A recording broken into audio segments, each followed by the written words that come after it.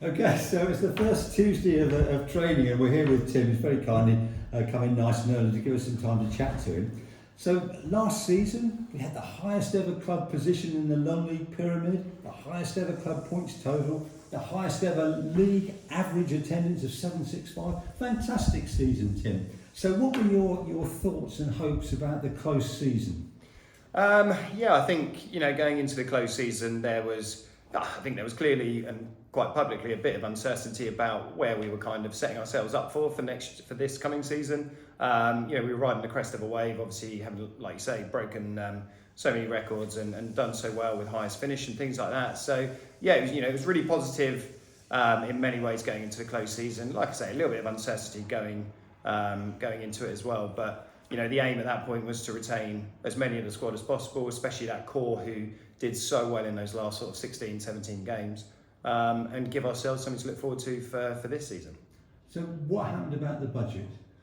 So I think the club are going to go into that a little bit more detail.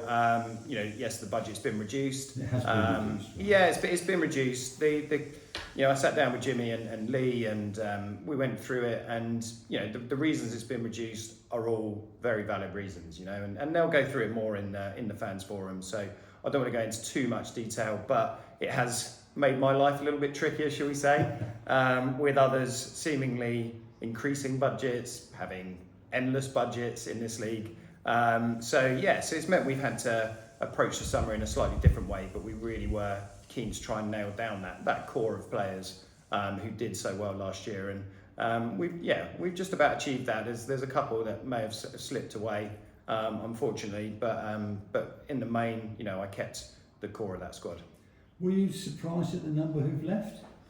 Yeah, I didn't want it to be that big, if I'm honest. I think the first season we came in where we said we needed a squad rebuild, we probably only lost 6 or 7 that year. Whereas this year, I think it's 9 or 10 that looks like that we're going to have lost, which is a lot. When that's half your squad, it's asking a lot to rebuild and kind of go again. But that's a task that's befallen us. And we've had to do things slightly differently. It's a shame seeing so many move on. Pretty much all of them had offers to stay, and this league is very competitive in terms of wages. This area is very competitive in terms of clubs and pools of players, and that's why you see players flit around from one club to the other in this area, which is always a bit disappointing. It's not many of them have stayed at the same level. Quite a few have gone the level below for more money, absolutely. And it was up to us to make sure that we showed that ambition in really keeping those who I thought were going to drive us on again this year. So was it mostly for money that players have moved on? I didn't offer. I had to offer people reduced terms, and I did that based on performances last year for me, how much contribution we had, how much value for money we were getting. We had to do that. There are ways and means of trying to balance a budget, and mine was going after, like I say, those players that I really wanted to keep for this year, and maybe trying to keep as many of the others as possible. When you've got Shaftesbury's of this world in the level below, and even Winchester, offering more than I was offering players, then it's one of those. I mean, that's a horrible league to play in, so the money must have been good, Graham. We haven't heard anything about Bissy and Owen. Yeah, so Bissy, I think, has basically decided to move on. I think he's got quite a few developments outside of football that he wants to work on as well as kind of going and finding a place where he's almost guaranteed to play, I think, a little bit. I think he did well last year in terms of converting himself to a right back. He's got all the athletic qualities for it, great attitude, lovely lad, so very much wish him the best.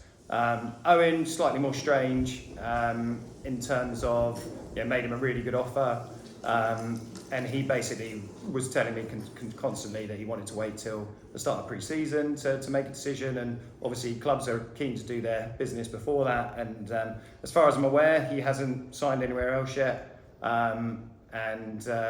So who knows with that one at the moment. The door is still open? The door is ajar. The door is ajar. It would be a shame to lose him. He came in and did really well, but it's one of those where we've got to look after the club as well and make sure that we're in a position to start the season as strong as possible. The players that you have retained, Jacko, I think, has got the most appearances of 86 and scoring 75. Does that concern you that there isn't more experience? No, not at all. Because you look at the players that I have retained in Shuey and Robbo, and Billy's now had a season at this level. Cam playing showed in the games that he came to us. That what a quality keeper he is.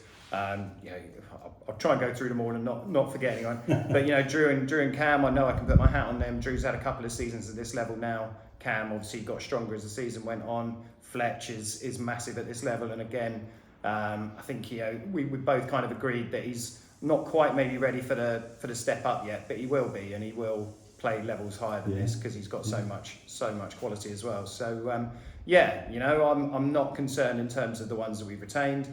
And then we've gone slightly different in terms of the ones that we brought in. We've gone a bit younger, because the budget's kind of dictated that a little bit. But actually, when I looked at it, I thought younger and hungrier, people who really want to develop, people who want to play here, who love the setup. And it's not about how much necessarily they're earning each week, but also players that have done it at a really good level already. A couple of levels below or a level below, but scored lots of goals. And probably more goals than our boys did at that level, who some of them have left, and it's exciting for them to come in and now really try and prove themselves at this, amazing football club and at this level.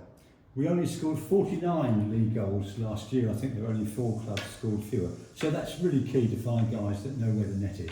Yeah, and that's it. When you look at Lewis Williams, who scored, I think 37, 38 goals in the Wessex Prem last year, and took Andover to the playoff final and FA Vase semi-final, and we've got Joe Smith, who's done it at that level and then scored a bucket load of goals at the level below again last year.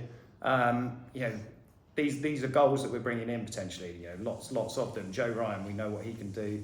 And that's where I think, you're right, we did lack that a bit last year. We lacked goals all around the team. We were so reliant on Fletch and Matty Burrows to a certain extent as well. Whereas this year, we need everyone to contribute. I know there was some discontent around players leaving and things like that, but I think from my attacking players that left last year, I think I worked it out to be 4 goals between them. And I think they'll hold their hands up and say they would have been disappointed with that as a tally individually, let alone collectively. So these boys who have come in, yes, they've got to prove something at this level, but essentially they've got to get better than that as a return for the season, and I'm confident that they'll do at least that and more. You mentioned the 2 Joes and Lewis. Tell us a bit more about Max. Yeah, so Max was at Berkhamsted a couple of years ago. When they were in our league now. Yeah, and they were in this league when we went up. They came down, and he was their top scorer. So top scorer in a relegation side. Then obviously has moved to Southampton at uni. So ended up at Sholing. Was a bit in and out last year, but again, what I've loved about talking to these lads is they're all humble, but they're extraordinarily confident in their own ability. And that's great. You need people to come in and believe that they're going to hit the ground running. And Max is someone who can play up front, he can play out wide, he can play in the 10 if he wants to. So again, he's got versatility. He's got the best name that I've ever signed as well. Even his middle name's Francisco. So I mean, he's got it all, to be fair. So young, exciting. That's what we've kind of gone for this year.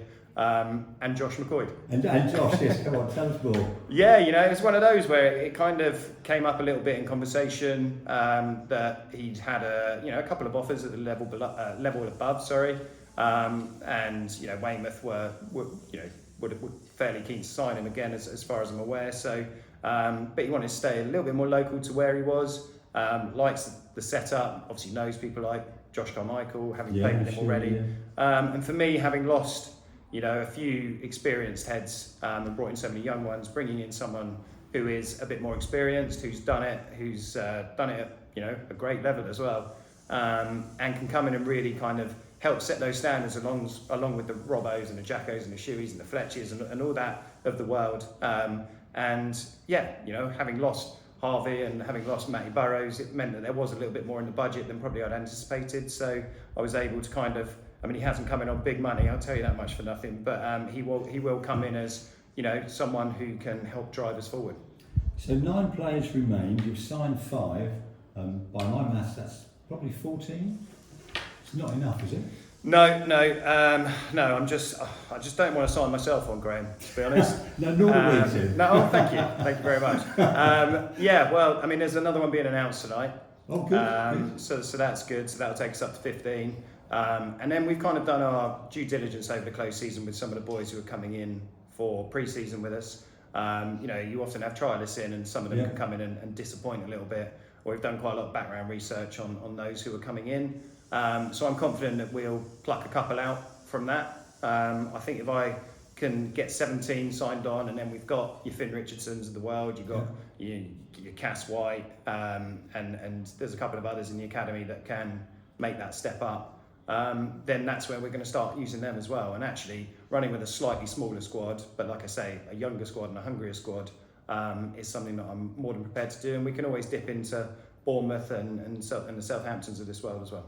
Oh, for loanees, I was just thinking in terms of if we do get any injuries and suspensions. That's it, exactly. And that's where the pathway comes in. Jimmy wants the pathway to be there. Well, this year it's kind of not been forced on us, but will certainly be utilised a little bit more. We can go and play with Fee. Morton and Hersham, their backline, I think you said last year, were all fairly young and inexperienced, and they acquitted themselves really well because someone showed the faith in them. So it's up to us to do it a little bit differently this year. We're not just here to develop a team, we're here to develop individuals this year, which is where people like Luke Hardy will come in, absolutely massive asset in that regard as well. We'll see.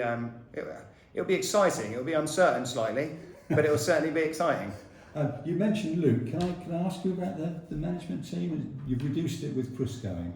Absolutely. It was probably something I was kind of mulling over a little bit as the season was going on. I spoke many times last year about learning curves and things like that, and it was definitely the steepest learning curve I'd had as a manager. And I think Hard's really stepped up to the fore, especially kind of second half of the season, and I learned to probably lean on him a lot more than I had done.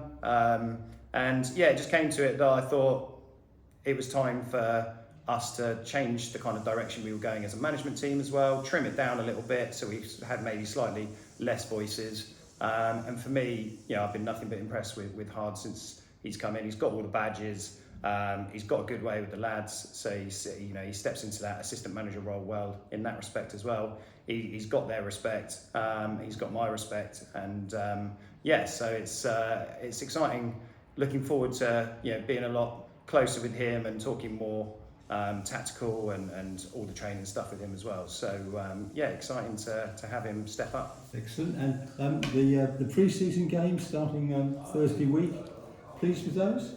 Yeah, I'll be honest, I'm always a little bit late to the table on those. It's amazing how many people are setting them up or sorting them out in February, March. So I'm definitely delegating that one this season to somebody else. But there's some really good tests in there.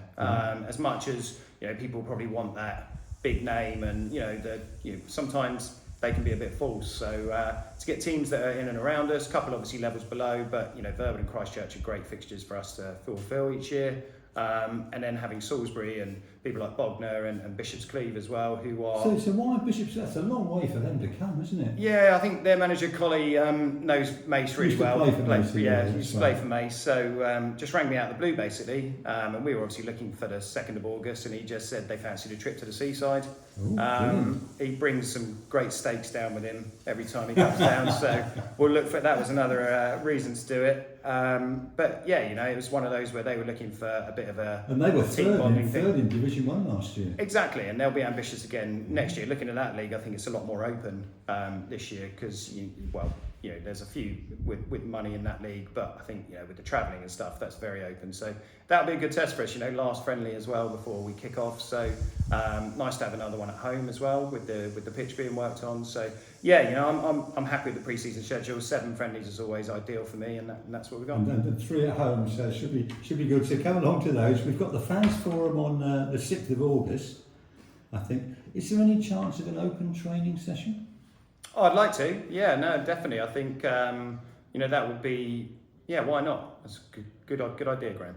I think we did it the first year I was here. We had a bit of an open training session. I don't know because there's been so much interest. over the summer on who's coming, who's staying, and everything. The interest is phenomenal. Yeah, and there's a lot of people to introduce to the fans as well this year. So can we make that happen? Yeah, I don't see why not. I'm happy to try and make that happen. Whether it's it's less likely to be a Saturday, more likely to be an evening one, potentially just looking at friendly fixtures. But maybe let me have a think about that one, Graham. Put me on the spot a little bit there. But it might be nice. I mean, we were talking today actually in our little management group about maybe having a day where we could get volunteers in around the ground and help, tidy up the ground and things like that. So maybe we can look at combining it with that sort of thing as well.